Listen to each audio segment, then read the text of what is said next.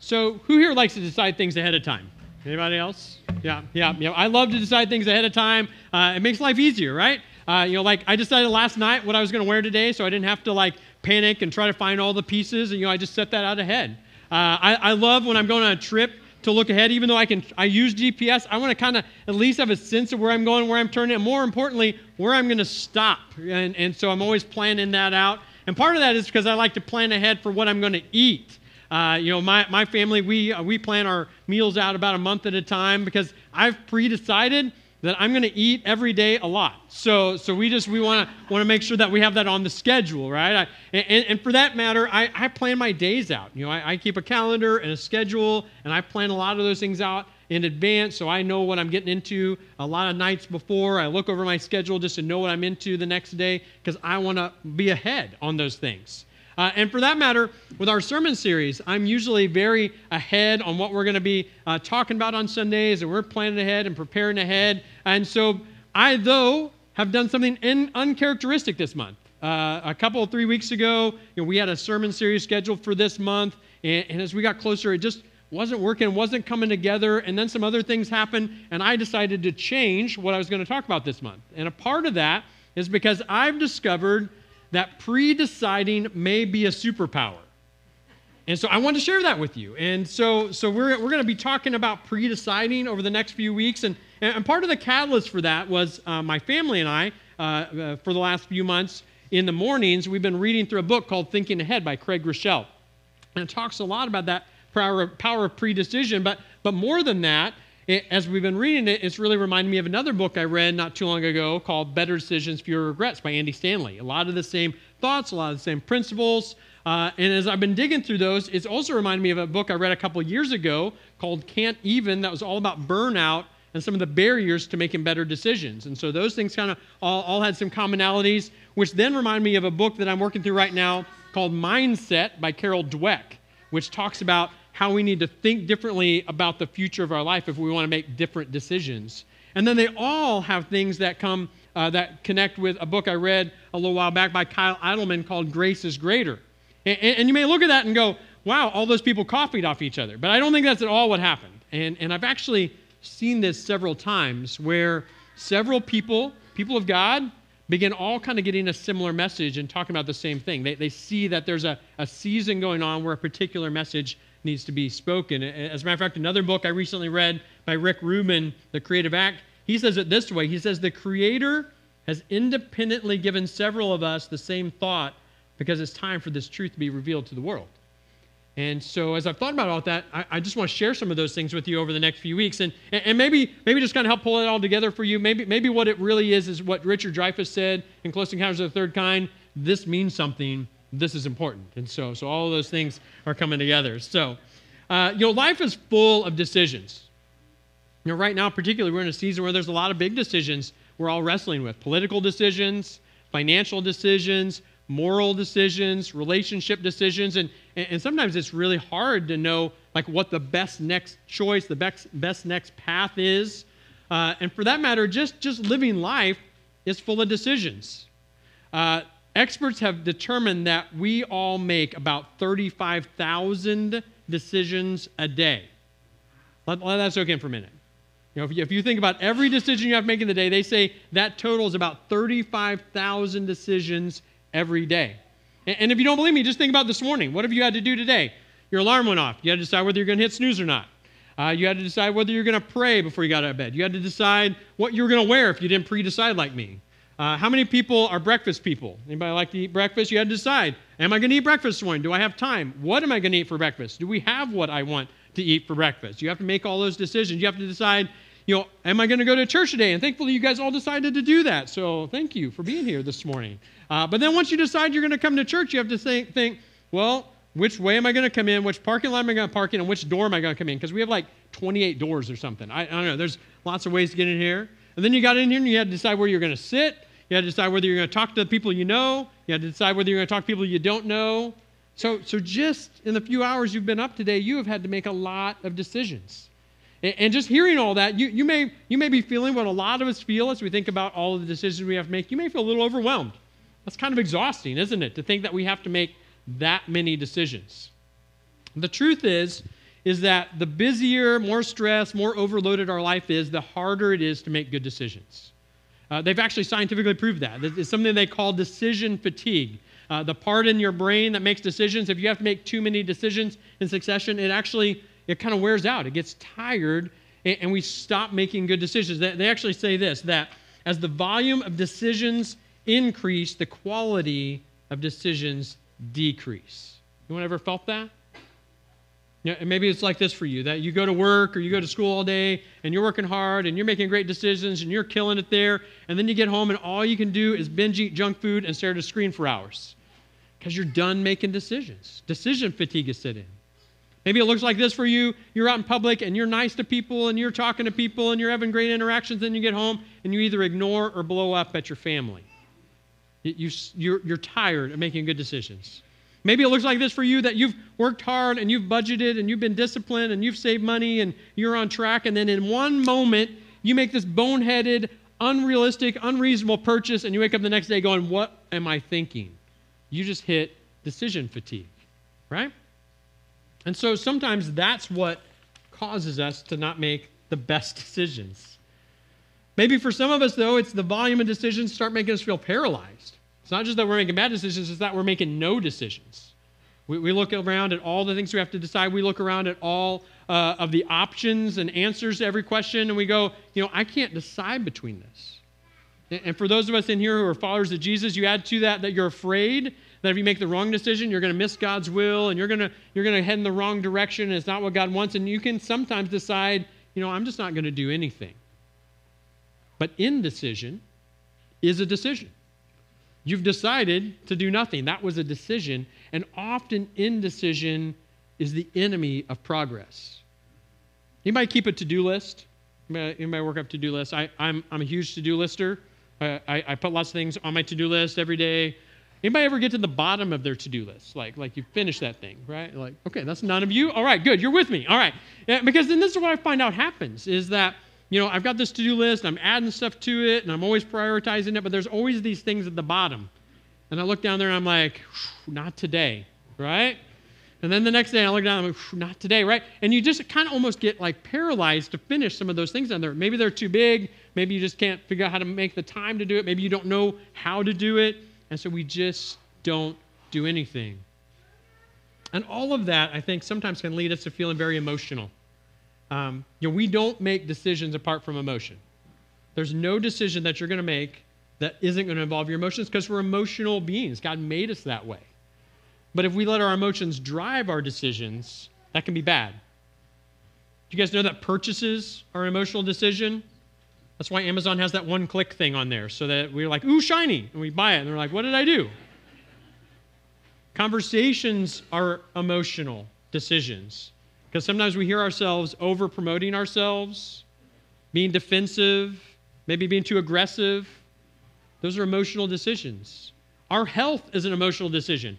There's none of us in here that don't know that we should eat right and exercise. We all know that, but it's just there's days I don't feel like that. So we struggle to make emotional decisions. And so all of this points to this fact. We don't plan to mess up. Nobody got up today and got their to-do list out and said, what am I going to do today? I think I'm going to mess up today. That's not what we do. But sometimes we don't plan not to mess up. And that's what pre-deciding is all about. Let me illustrate for you. Has anyone ever given in to temptation?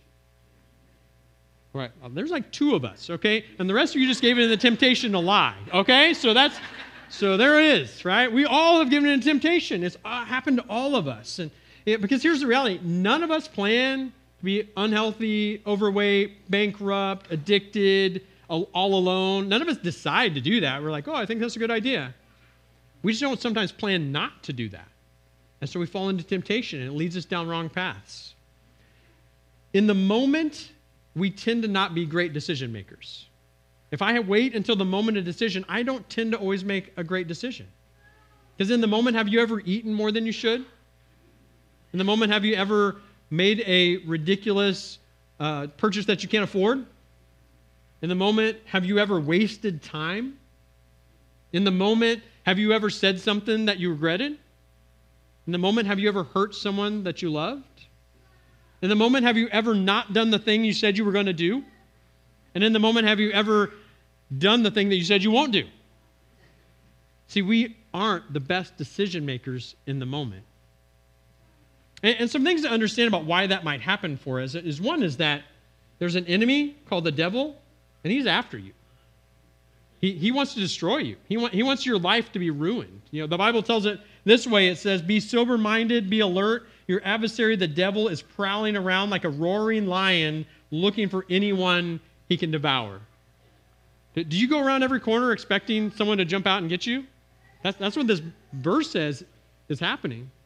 I remember one time, my little girls, they tend to shut the chickens up at night. And one night they came in and they said, Dad, you got to come help us.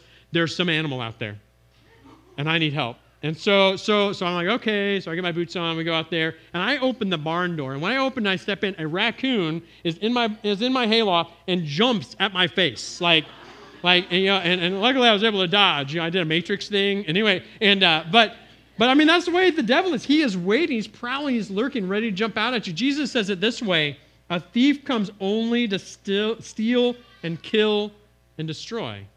There's an enemy who wants you to fail. He wants you to give in to temptation. He wants you to make bad decisions or indecision.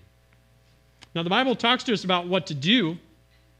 Peter goes on there and it says, resist him, firm in the faith, knowing that the same kind of sufferings are being experienced by your fellow believers around the world. So Peter begins to tell us there's some decisions you need to make now to get ready for that moment. But you need to decide to resist. You need to decide to be firm. You need to decide to be connected to other believers. Paul tells us to do it this way. He says, put on the full armor of God so that you can stand against the schemes of the devil. And so that's great. So we're supposed to do some things ahead of time to get ready for those attacks that are going to come. But before we kind of all get all super excited and say, well, let's put the armor on and get ready to fight, the other thing you need to realize about why we sometimes make poor decisions is you're not as strong as you think you are. Paul says it this way. He says, so if you think you're standing firm. Remember, he told you to stand firm. He says, but if you think you're standing firm, be careful that you don't fall. Research shows that we all have something that's called restraint bias, that we all think we're stronger than we are. And for me, it looks this way. When I come home and we've had a party the night before and there's cake left, and I come home after work and I look at that cake and I think, you know what? I should eat half a piece of that cake, right? And so I cut it in half, and about 5 minutes later, I've eaten 2 pieces. Like both those halves and an entire other piece, because I don't have enough restraint bias, because I love cake. Never happened to you? We're not as strong as we think we are. And so because of this, I want us to consider over the next few weeks how to employ the power of pre-deciding so that we don't even have to make those decisions in that moment. So we've already prepared ourselves for what we should do. And when we do that, it's going to reduce the number of decisions you have to make. It's going to dispel some of that fear of what to do next. And it's going to prevent emotion from driving what we do. And so we'll talk about several different areas of pre-decision, but today I particularly want to talk to you about 3 keys to pre-deciding about temptation. What do we do when we're faced with temptation? And the first thing we need to do, absolute first thing, is we need to figure out how to move the line. As a youth pastor over the years, probably one of the top 3 questions I got asked most often was, hey, Mark, how far can I go with my girlfriend that's not wrong? Like I got asked that hundreds of times. Like that's the teenage boy's thought, right? Like how far can I go and still be okay? And it's this mentality of like, how close can I get to being wrong without being wrong? And it's really no wonder that we live that way, because our culture pushes us to live in excess. It tells us that feeling good is the ultimate, that enjoyment and pleasure is the highest goal. And so we do that. We push that limit. We go up to that edge. But the crazy thing about our culture is this, is that if we go over the line, we go over that edge, it's going to ridicule you and eviscerate you and judge you when you do that.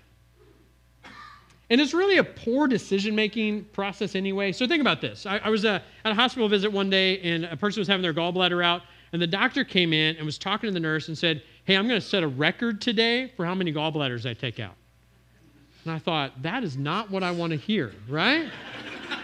Because I don't want you to see how close can I get to accidentally taking out the wrong organ and leaving all my instruments inside of you without doing it. Like you don't want your doctor to be that. We're like, no, take your time. Take as much time as you need. Let's move that line back. We don't want to live that way. See, the problem is that when we get too close to the line, they start getting a little blurry, don't they? We don't know where that limit is. How many of you, so what's the speed limit on Highway 65 between Buffalo and Springfield? Anybody know? 65. How many of you have cruise control in your car? Where do you set your cruise control at? You're like most of us, myself included, like, you maybe bump that a little bit, right? Like, yeah, 68 sounds great, right? That's good. It's not too far over the line. But what happens when that guy passes you, and then the next car passes you, and you're like, I must not be keeping up with traffic. And we start bumping that number, right? And that just keeps happening until what? Suddenly we're in a danger zone. We're either getting pulled over or we're doing something stupid, right? Because we don't set that line, and we just pump a little bit more and a little bit more and a little bit more. Let me give you another illustration. Several years ago, I changed the way I do curfew with my children. I stopped telling them when to be home, and I started telling them when to leave. Because listen, if they know they have to be home at 10, they're tempted to cram a 10-minute drive into 2 minutes. And that's not a good decision. But if they're supposed to leave at 10, that's a pretty hard line. So I moved the line for them so that we have a better outcome of what we do. And so for us today, we're not as strong as we think. We have dangers out there. So what do we do to avoid temptation? Well, we move the line. And we find a different kind of strength. When you think about strength, who do you think of? And maybe in our culture today, you think of the strongman competitions and guys like Eddie Hall and Brian Shaw who can lift thousands of pounds of weight, superhuman kind of strength. Maybe you think about bodybuilders like Arnold Schwarzenegger. Maybe you think about characters in books. Maybe you think about people like Hercules from mythology. But maybe for some of us, when we think about strength, we think about Samson, who was a real guy, and according to the Bible and history, was the strongest man to ever live. Samson, was chosen by God. He was set apart. He was given special favor. He received incredible blessings. And he was a strong leader, but he had weaknesses. And his weakness was that he couldn't stay away from the line. Because of the way God set him apart and blessed him, he wasn't supposed to touch anything that was dead. But we see in his story him going right over to a dead lion and pulling some honey out because it sounded like a good snack. He wasn't supposed to marry a foreign woman, and yet he was always hanging out with those Philistine ladies trying to find a wife, and eventually he did. He married a Philistine woman. And then he wasn't supposed to cut his hair because that was the source of his strength that God gave him. But in Judges chapter 16, and this will be on the screen for you, we see him make a bad decision. So sometime later, he fell in love with a woman named Delilah who lived in the Sorek Valley. The Philistine leaders went to her and said, "Persuade him to tell you where his great strength comes from so we can overpower him, tie him up, and make him helpless.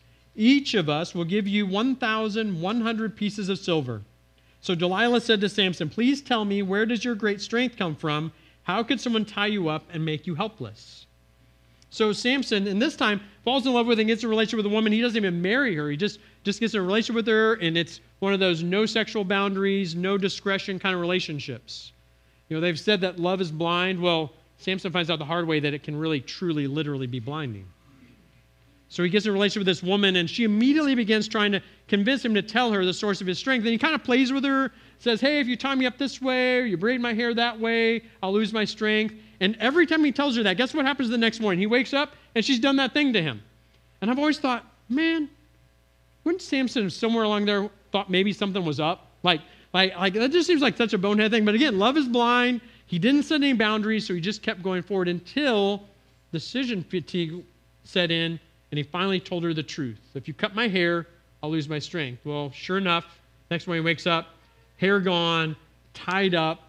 The Philistines come in, gouge out his eyes, and throw him in prison. And can't you just imagine Samson sitting in prison, dejected, broken, blinded, saying, "How did I get here?"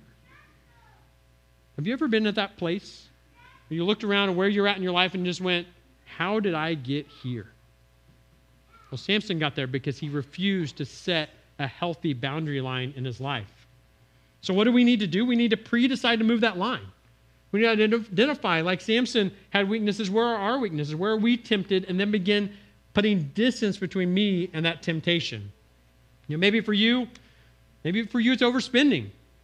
Well, you need to figure out how you set some boundary lines. How do you set a budget? How do you check yourself on that budget? Who has access to your budget? If it's online spending, where do you spend most of your money? Well, maybe you might consider getting a passcode so that you can't access that without someone else helping you do that. Maybe you find ways to set boundaries for yourself. Maybe yours is wasting time on media. Well, you need to pre-decide how much time you're going to spend. And if you use a device of any kind, you can set time limits on those things. If you have an app that's particularly challenging to you, you can delete it. And if you can't handle that yourself, you can have someone else have to put their passcode in to your account so you can change and add things. Maybe you have other appetites, food, lust, addictive substances. If we're going to avoid that, we have to figure out how do we move that line, set healthier boundaries, and seek accountability. Why would we resist a temptation tomorrow if I have the power today to eliminate that thing? Why would I do that? Well, after we've done that and moved that line, the next thing I think we have to do to avoid temptation is to magnify the cost. One of the reasons I think that we make bad decisions is we tend to lie to ourselves. We tell ourselves things like, just once is okay. No one will know. I deserve this. It's not that bad. Everyone else is doing it. But then as soon as we run up that line and we crash through it like the General Lee on a Dukes of Hazzard episode and we crash on the other side, then our voice changes, doesn't it? Why could I be so stupid?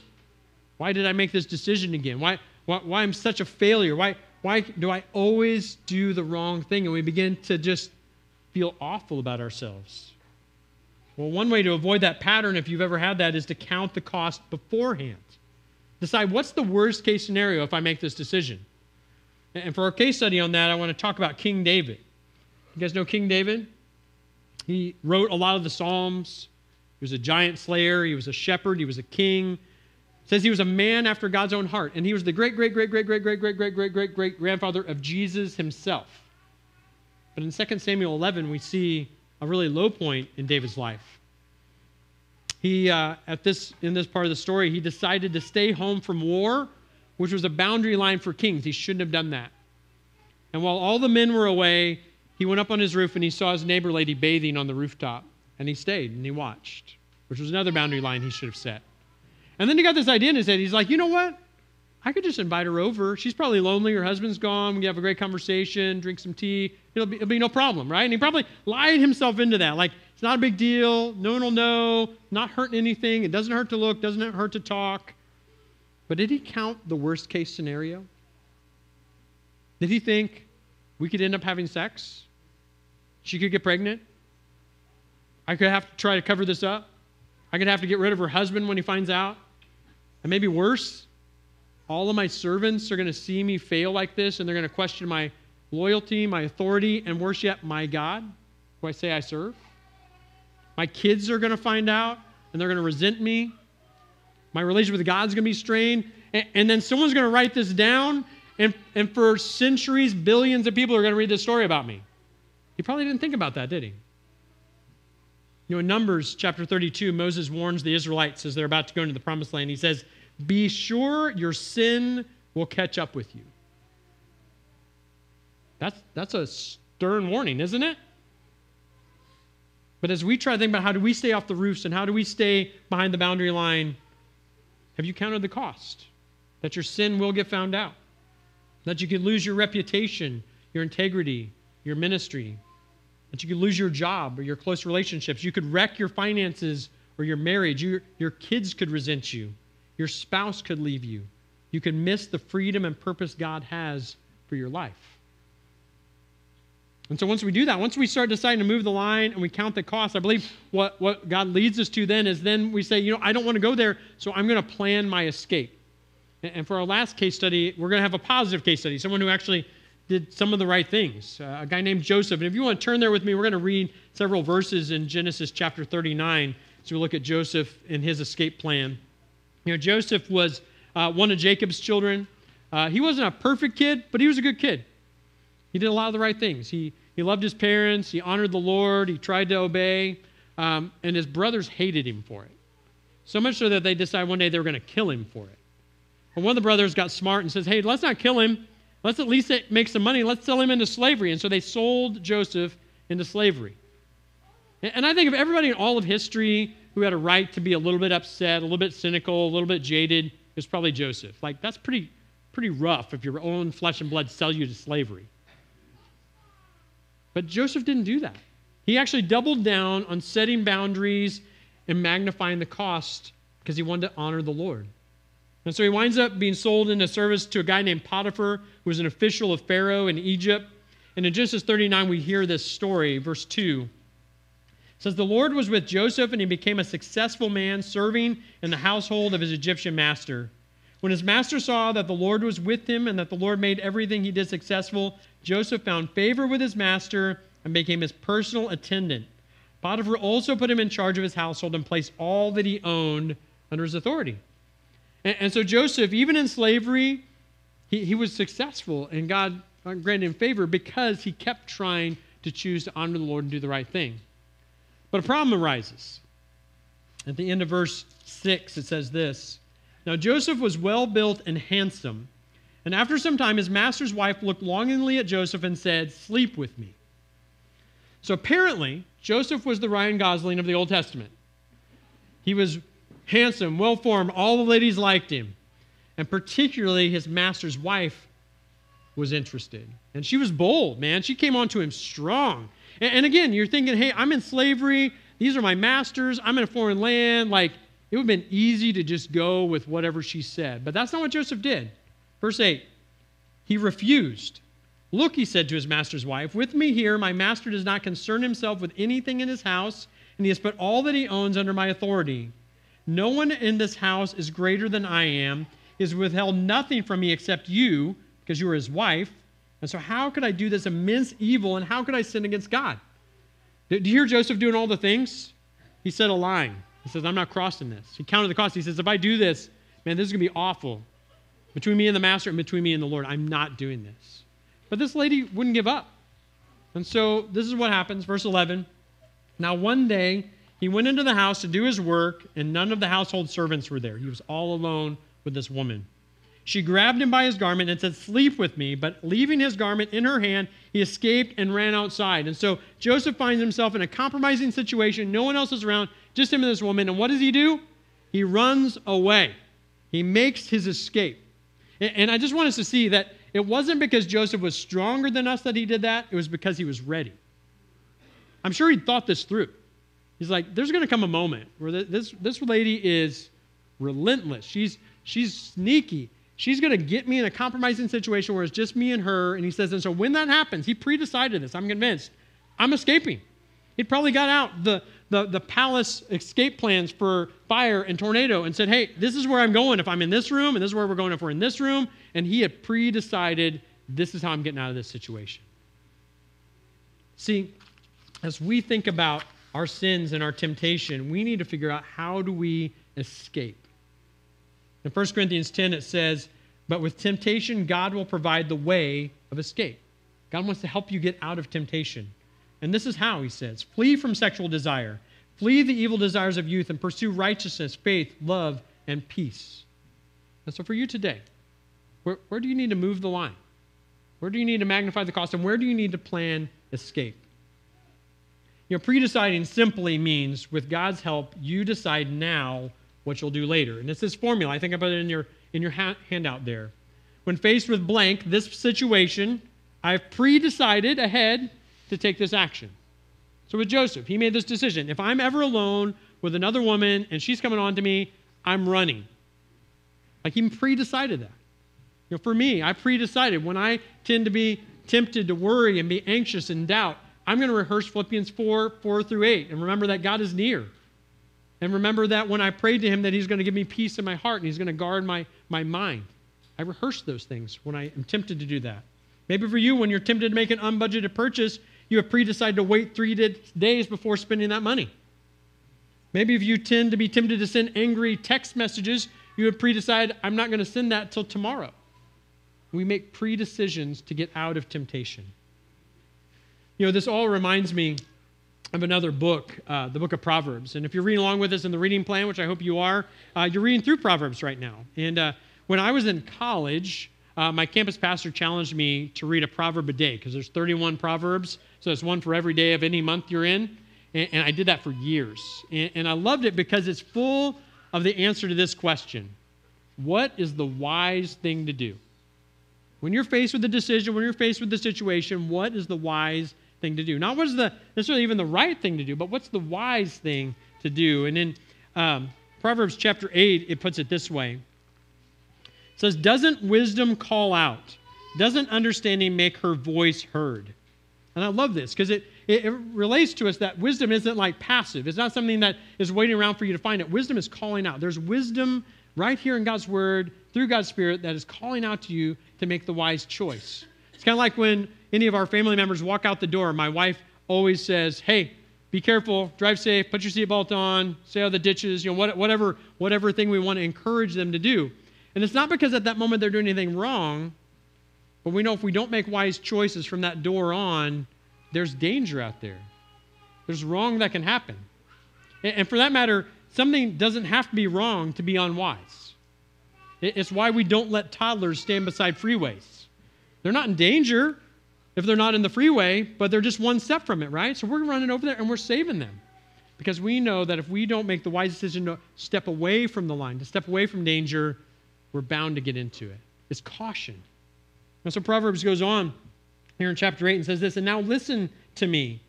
Those who keep my ways are happy. Listen to instruction and be wise. Don't ignore it.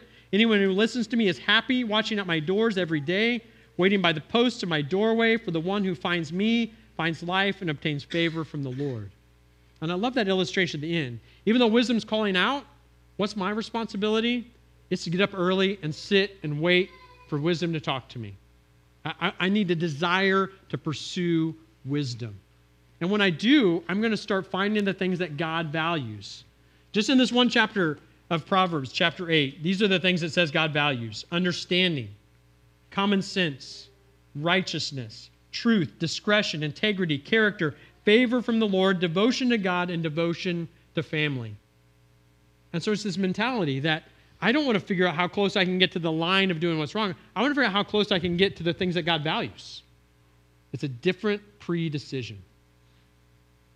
And so as we think about that, how can we move the line to do that? How can we count the costs to do that? How can we plan the escapes to do that?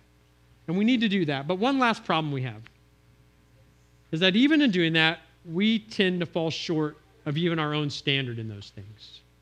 Kyle Idleman is a pastor in Kentucky, and he shares a story about a couple he was counseling. The wife was a follower of Jesus and faithful and involved at church, and the husband was skeptical. And she really was praying for her husband and asked Kyle to meet with them, and so they met, and they were talking about things, and Kyle just kind of started talking to him about what it meant to be saved, and says, we're all sinners, we all fall short of the glory of God, we all need a Savior. And he says, yeah, that's the problem I have with this.